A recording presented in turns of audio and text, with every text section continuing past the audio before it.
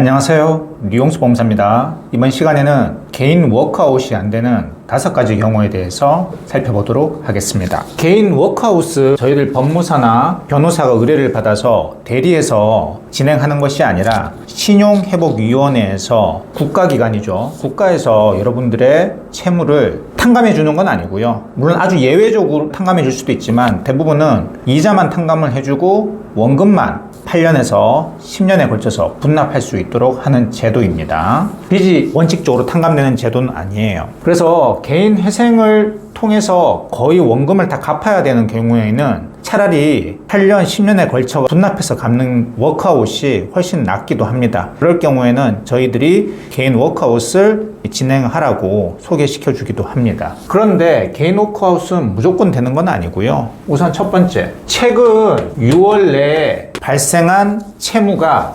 30%를 초과해서는 안 돼요. 예를 들어서 내가 지금 빚이 1억인데 최근 6월 내에 발생한 빚이 3,500이다. 30% 넘어가죠. 이런 경우에는 안 됩니다. 남용을 막고자 하는 거죠.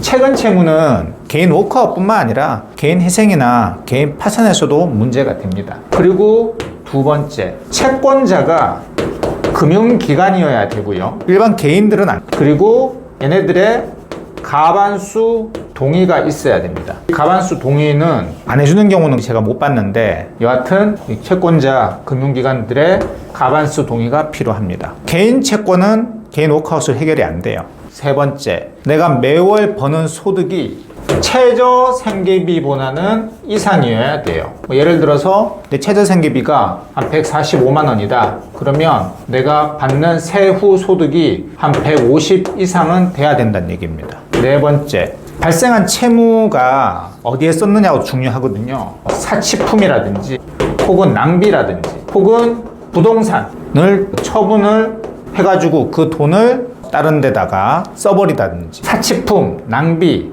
주식, 코인 투자를 많이 했다고 한다면 개인 워크아웃이 안 됩니다. 그리고 가지고 있는 재산이 고급 외제차다 이런 경우도 개인 워크아웃이 안 될 수 있습니다. 그렇게 사치 부리면서 무슨 개인 워크아웃이냐 이렇게 보는 거죠. 그리고 다섯 번째, 최근 3개월 이내에 개인 회생이나 개인 파산 절차를 진행을 안 해야 돼요. 진행하고 있었다면요, 취하하시면 됩니다. 그러니까 개인 회생이나 개인 파산을 진행하고 있는 상태에서 개인 워크아웃은 못 들어갑니다. 개인 워크아웃은 들어가기 위해서 개인 회생이나 개인 파산을 취하해야 됩니다. 크게는 이 5가지 요건이고요. 플러스 팁으로 알아두실 거는 빚 중에서 햇살론 있죠. 햇살론은 개인 워크아웃으로 해결이 안 됩니다. 그리고 연체가 90일 이상이 돼야 돼요. 개인 회생이나 개인 파산의 경우에는 연체 전에 들어갈 수도 있습니다. 하지만 개인 워크아웃은 연체가 90일을 넘어야 돼요.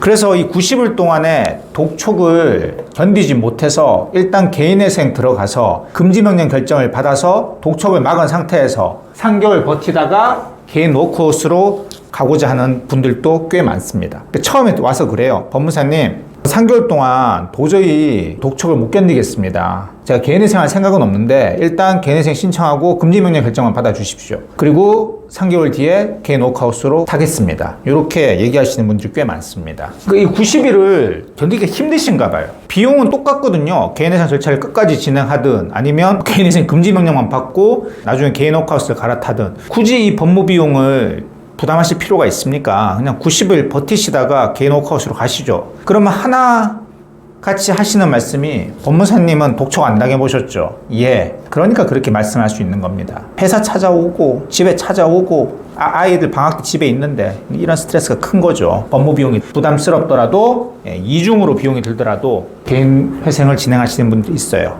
개인 워크아웃은 국가기관인 신용회복위원회에서 진행하기 때문에 비용은 거의 발생하지 않습니다. 상담료 5만 원 정도만 발생합니다. 이 정도 알아두시면 개인 워크아웃에 대해서는 알게 된 것 같아요. 그래서 이번 시간에는 개인 워크아웃이 안 되는 5가지 요건 크게 한번 살펴봤고요. 그리고 짜투리로 다른 요건들도 함께 살펴봤습니다. 자신이 개인 워크아웃이 나은지 개인 회생이나 개인 파산이 나은지 반드시 전문가와 상담을 통해서 자기한테 맞는 절차를 진행하시길 바라겠습니다. 지금까지 류홍석 법무사였습니다. 감사합니다.